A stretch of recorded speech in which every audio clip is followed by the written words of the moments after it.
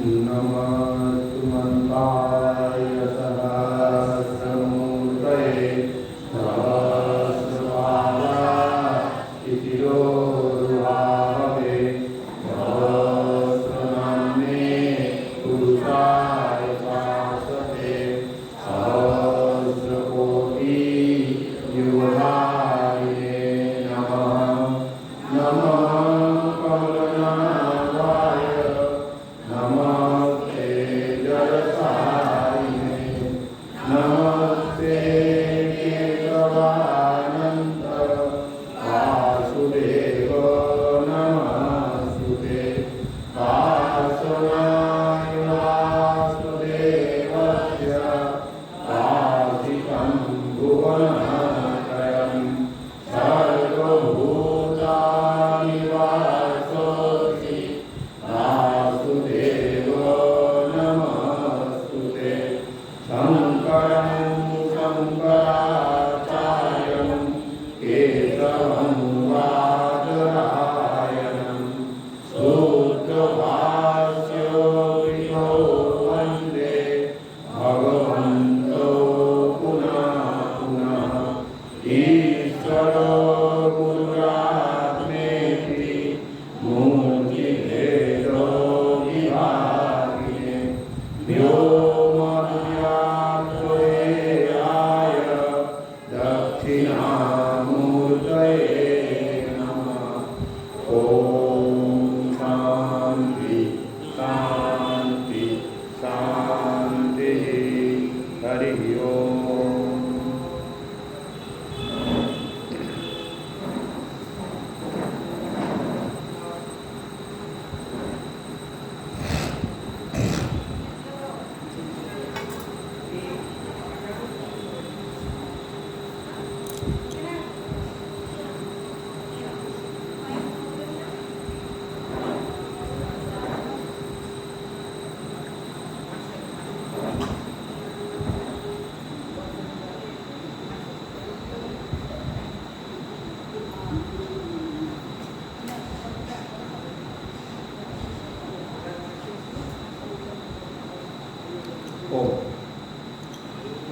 ॐ शान्ताकारं भुजगशयनं पद्मनाभं सुरेशं विश्वाधारं गगनसदृशं मेघवर्णं शुभाङ्गं लक्ष्मीकान्तं कमलनयनं योगिभिर्ध्यानगम्यं वन्दे विष्णुं भवभयहरं सर्वलोकैकनाथम्। ॐ नारायणं परव्यक्त्या अन्नवसुखमण्डं सम्भवम् अन्यस्य अस्तित्वमे लोका सप्तदीपा च मेदिनी। ॐ पार्थाय प्रतिबोधितं भगवता नारायणेन स्वयं व्यासेन ग्रथितं पुराणमुनिना मध्ये महाभारतम् अद्वैतामृतवर्षिणीं भगवतीम् अष्टादशाध्यायिनीम् अम्बो त्वामनुसन्दधामि भगवद्गीते भगवद्देशिनीं वसुदेवासुतं देवं कंसचाणूरमर्दनं देवकी परमानन्दं कृष्णं वन्दे जगद्गुरुम्। ॐ शान्ति शान्ति शान्तिः। हरिः ओम्।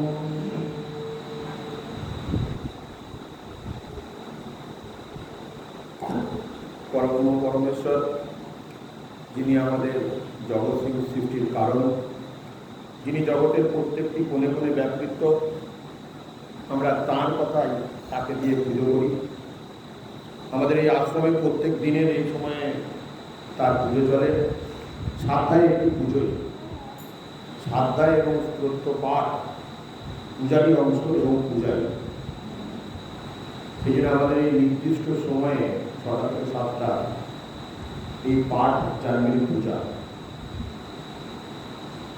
যে আপনারা সকলে শ্রাদ্ধায়তে নিজেদের কিছু উন্নতি করবে সে তো আছেই, কিন্তু এই পূজার মাধ্যমে। তো এই পূজায় আমাকে দেখেছেন আমি কয়েকটি যে মঙ্গলাচরণ করলাম। প্রথম কারণে জানেন ভগবান বিষ্ণু ধ্যান মন্ত্র শান্তাকার। দ্বিতীয়টা নারায়ণ পরব্যক্তার অন্ডাম অব্যক্ত সম্ভাবন অন্ডাস্য অস্তিত্বকা সপ্তদীপাচনে। এটা ভগবান ভাষ্যকার যখন ভাষ্য লিখতে বসছেন তখন এই মঙ্গলাচরণটা করেছেন। আমরা যেহেতু শঙ্কর ভাষ্যের সাথে এটা করব, কেননা পড়া তো অনেক কিছু অনেকই হয় পড়া, কিন্তু একটু ডিটেলসে না পড়লে সেই জ্ঞানটা ঠিক রপ্ত হয় না। মানেটা জেনে নিলাম। আমাদের মানে দু রকমের হয়, একটা হচ্ছে বাচ্চার্থ আর একটা হচ্ছে মর্মার্থ।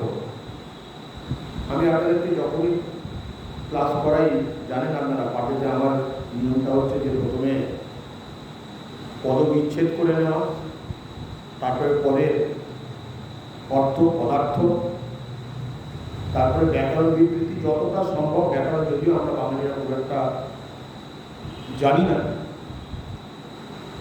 তারপরে থাকে বাক্য যোজনা, মানে পদার্থ করে ফেলার পরে পদগুলোর অর্থ করে ফেলার পরে সেটা যদি আমি ঠিক করে পরপর যদি সাজাই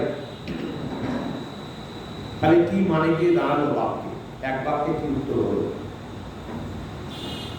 তারপরে একটি আছে পদার্থ কথন।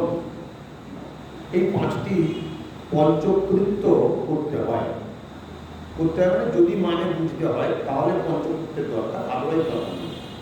তাহলে তো মানে বুঝতে হবে।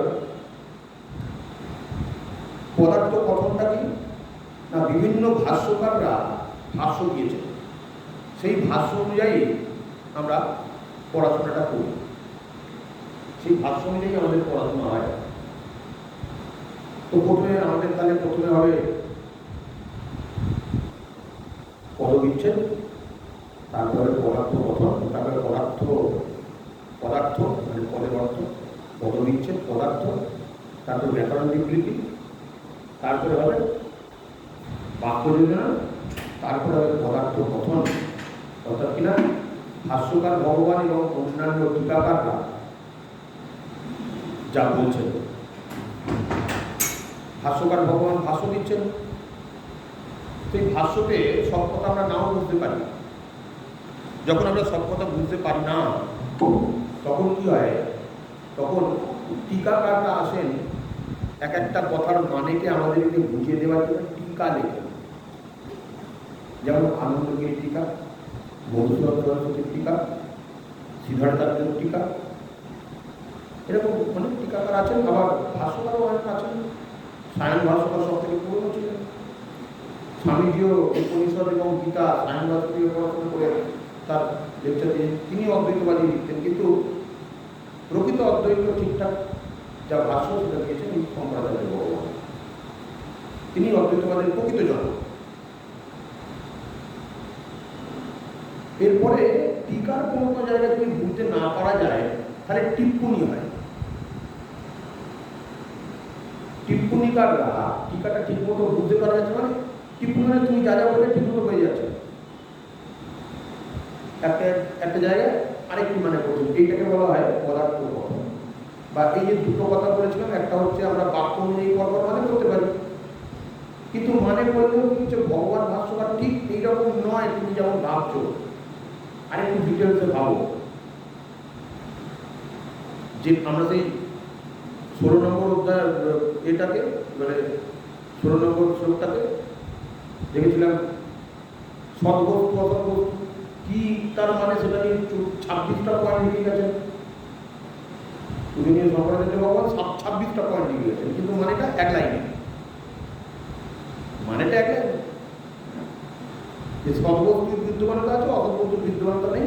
যিনি যেটা জানেন তিনি ঠিকভাবে উচ্চতে।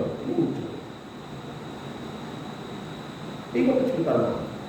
ভগবান ভাষাটা 26টা পয়েন্ট দিয়েছে, আমরা আগে আলোচনা করেছি। আমরা আজকে 15 নম্বর অধ্যায় থেকে শুরু করি। 15 নম্বর অধ্যায় একেবারে 20খানা শ্লোক আছে। আশা রাখি 20খানা শ্লোক 40টা দিন যেতে পারে, কেন 45 দিনে যেতে পারে, 50 দিনে যেতে পারে, কিন্তু পরপর কটা দিন আমি ক্লাস এখন পাবো। তাহলে আশা আলো যে হয়তো 1 বছরের মধ্যে শেষ করে ফেলতে পারবো। যাক, আমরা তো 15 নম্বর অধ্যায় সকলেই অত্যন্ত পরিচিত, তো পুরো শ্লোকটা পুরোটা পড়বো না, কেন পুরো করে সময় নষ্ট আমি করতে চাই না, আমার ঠিক এটা মানে আমার হয় না। তো আমরা 5টা করে শ্লোকের অর্থ করি, 5টা করে শ্লোক পড়বো, আবার তারপরে তার মানে করে নিই, আবার তা পড়বো। ওম শ্রী পরমাত্মনে নমঃ। अथ पंचदशोऽध्यायः पुरुषोत्तम योगः। श्रीभगवान् उवाच ऊर्ध्वमूलम् अधं शाखम् अश्वत्थं प्राहुरुभयम् छन्दांसि यस्य पर्णानि यत्तं वेदो स वेदवित् अधस्तूर्ध्वं पुतिताश्च शाखा गुणप्रविद्धा विषयो प्रबालः अधस्तमूलानि सन्ततानि कर्मान् भुञ्जीनि मनुष्यलोके न रूपमस्य तथोपलभ्यते नन्तो न चर्दिं न सचं प्रतिष्ठा अश्वत्थमेनं सुविरूढमूलम् असङ्गशस्त्रेण दृढेन चित्वा तथा पदं च परिमार्गितव्यम् यस्मिन् गताना निवर्तन्ति भूयात् त्वमेव चाद्यं पुरुषं प्रपद्ये यत प्रवृत्ति प्रवृत्ता पुराणी निर्वाण मोहाजित संगदोषा अध्यात्म नित्याभिनिवृत्त कामः तद्दै विमुक्ता सुखदुःख संगैर् गच्छन्तु मूढा पदमो भयन्ताः।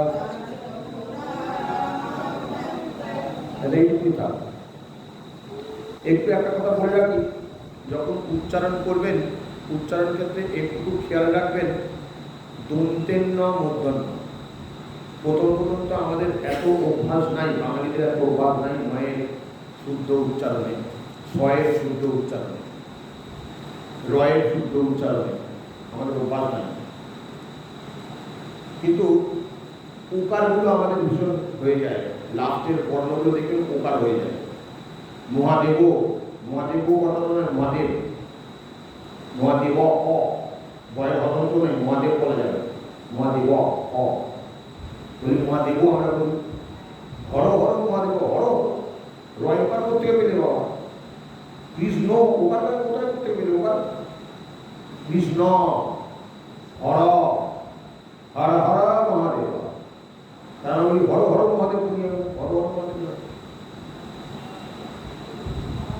এইগুলো নিজেরা খেয়াল করবে, ভুল উচ্চারণ করা যায় না।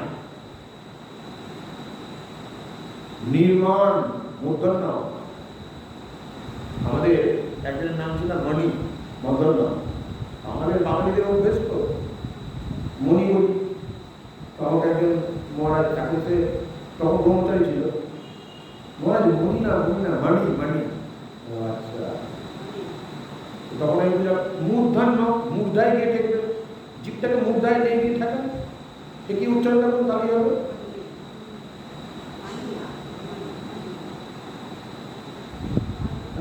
সেরকম আমি নিজেও দেখেছি, নিজের উচ্চারণগুলো মাঝে মধ্যে টেপ করবো, রেকর্ড করবো, করে শোনবার চেষ্টা করবো। আমার অনেক উচ্চারণের ভুল আছে, থাকেই। কারণ আমরা ওই কালচারে বড় হইনি, কিন্তু চেষ্টা করবো। যা তো আমাদের এইখানে কি হচ্ছে, এই ঊর্ধ্বমূলক পদম শাখার 15 নম্বর অধ্যায় না বলছেন যে আমাদের যে সংসার বৃক্ষের ব্যাখ্যা তিনি বলছেন যে এর বীজ কোথায় না ঊর্ধ্বে। এখানে এই পঞ্চম অধ্যায়ে 5 থেকে 3, 1 এবং 2 হচ্ছে এই সংসার বৃক্ষের বর্ণনা, আর সেই সংসার বৃক্ষটাকে কি করে ছিন্ন করা যায় সেটা 3 থেকে 6। এই দুটো 1 আর 2 হচ্ছে সংসার বৃক্ষের বর্ণনা, সেই বৃক্ষটা কেমন, সেই বৃক্ষটা কি করে ইত্যাদি ইত্যাদি ইত্যাদি।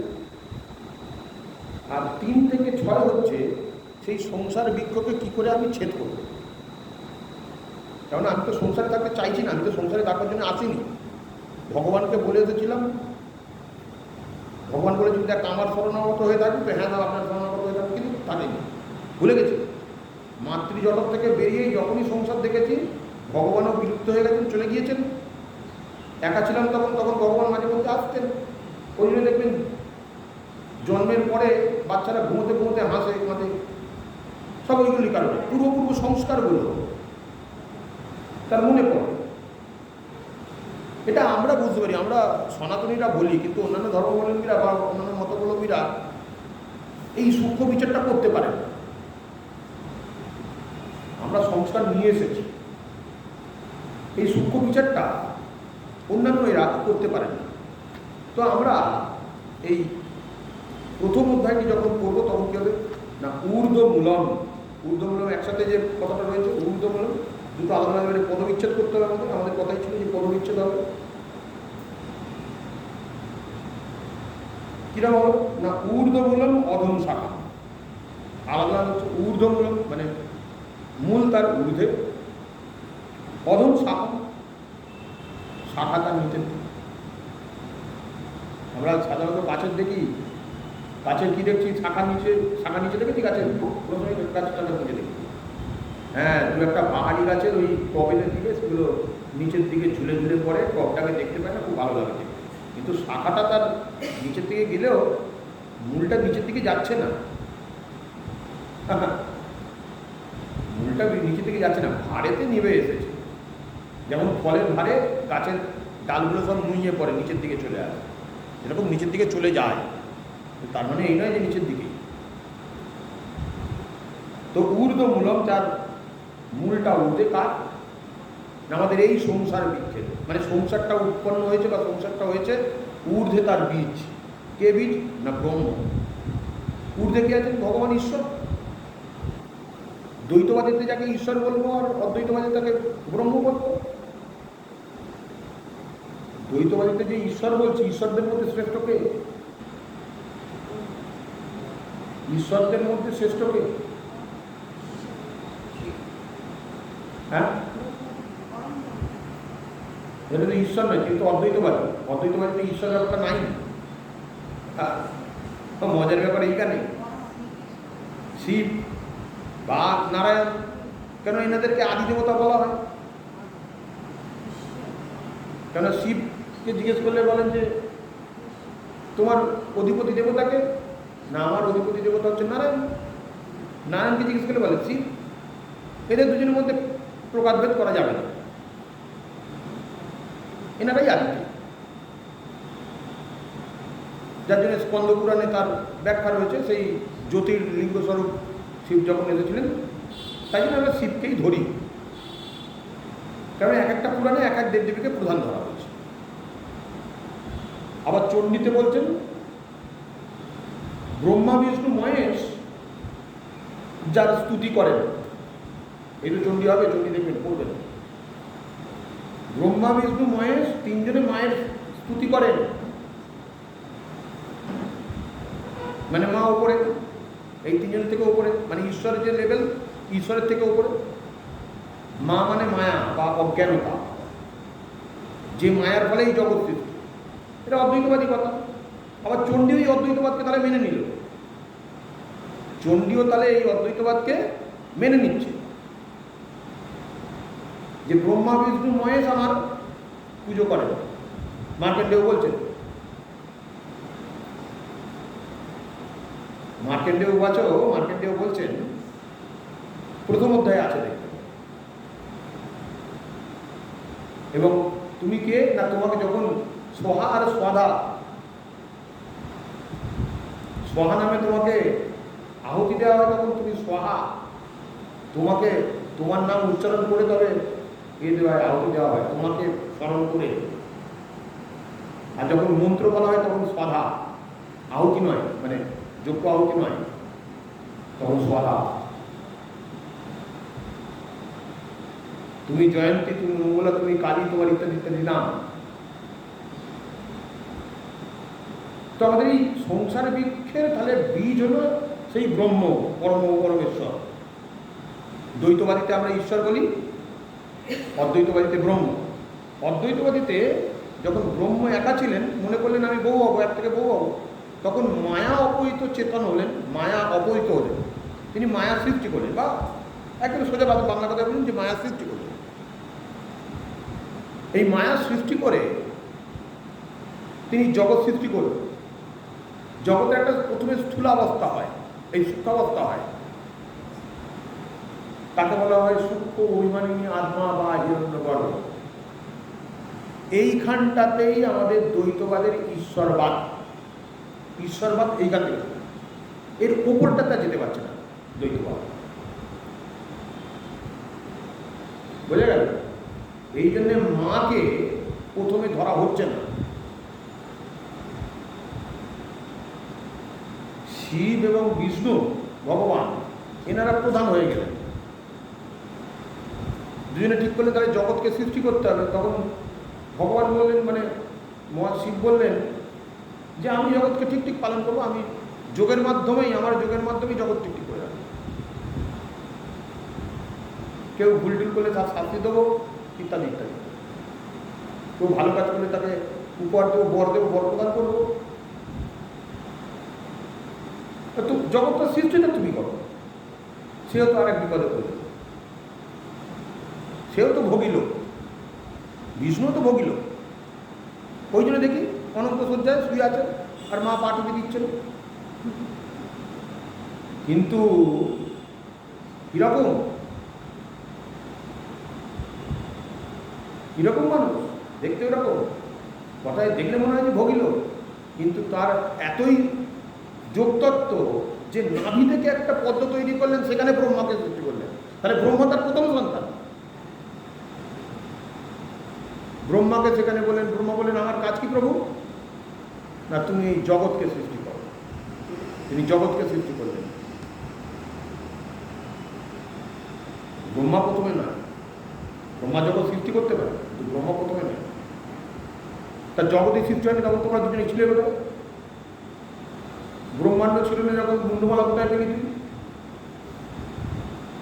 গানের কথা আছে না, ব্রহ্মাণ্ড ছিল না যখন মুন্ডমালা কোথায় পেলি? যখন জগৎ ছিল না তখন তুমি ক্ষীরসাগর কোথায় পেলে? তুমি যে ক্ষীরসাগরে ওই শেষনাগের উপরে শুয়ে আছো, তখন তুমি ক্ষীরসাগরটা পেলে কোথায়?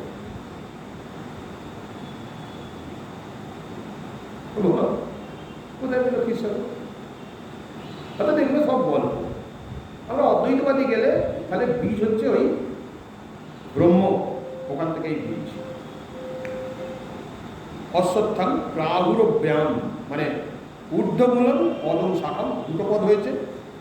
অশ্বত্থান একসাথে আছে, দেখুন, ঊর্ধ্বমূলম অদম শাখাম অশ্বত্থম প্যারুব্যায়াম। পাহুরব্যায়ামটা এক আলাদা আছে, আর অশ্বত্থমটাও একসাথে আছে। তাহলে এই বৃক্ষটার নাম কি? অশ্বত্থ। ওটা একটা অসত্য বৃক্ষ।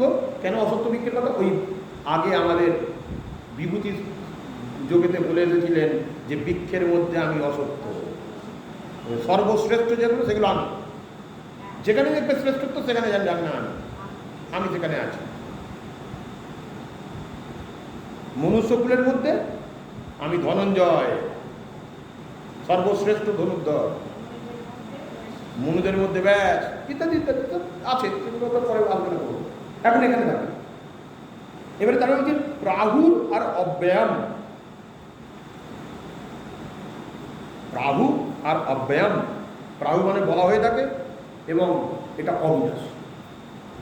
এই যে বৃক্ষটা দেখছো, বৃক্ষটা গাছ জন্মায় আবার তো মারা যায়, তো জন্ম মৃত্যু হবেই, কিন্তু এই বৃক্ষটা অবিনাশ, অব্যয়, তার ব্যয় নাই। অর্থাৎ সংসার বৃক্ষের ব্যয় নাই। তা যখন কল্প ক্ষয় হবে, যখন ক্ষয় হবে, ব্রহ্ম যখন নিজের মধ্যে সব নিয়ে নেবে, তারপরে কী হবে না, তারপরে আবার সেই কল্প শুরু হবে, সেই বৃক্ষ আবার তৈরি হবে। তিনি কৃপা করে কাটেন, আবার তৈরি করবেন। তাহলে অবিনাশী আমরা কাকে জানি? ব্রহ্মকে জানি অবিনাশী। তার মানে এই জগৎ সংসার অবিনাশী। কার থেকে সৃষ্টি হয়েছে? না, ব্রহ্ম থেকে সৃষ্টি হয়েছে। সেই অবিনাশী ব্রহ্ম থেকেই সৃষ্টি হয়েছে বলে তাই জন্য এই জগৎ সংসারও অবিনাশী, কেননা আমাদের স্বরূপটা অবিনাশী। তো এখানে এই বইটিতে কয়েকটি আরো কিছু বলছেন ঊর্ধ্বমূলম মানে আদি পুরুষ। আদি পুরুষ পরমেশ্বর, তার মূল। যেটা বলছিলাম যে ব্রহ্ম তার মূল, তার বীজ। আর অধঃশাখম, এই বৃক্ষরূপ যে মুখ্য শাখা, সংসার, এই শাখা প্রশাখা সব সংসার আমাদের। এই একটা শ্লোকের উপর অনেক অনেক অনেক ব্যাখ্যা আছে। 5 দিনেও হয়তো এই পরপর 5 দিন আমি পাঠ পাবো আশা রাখছি, তাতেও শেষ করা যাবে না 5 দিন, এত ব্যাখ্যা আছে। তো মানে এই আদি পুরুষে আবার একটা টিকা দিচ্ছেন, যেটা আমরা জানি, তাও এখানে পড়ে নিলে আমাদের সুবিধা হবে। কি বলছেন? আদি পুরুষ নারায়ণ বাসুদেব। আমরা বাসুদেবকে আদি পুরুষ বলে জানি। সেই আদি পুরুষ নারায়ণ বাসুদেব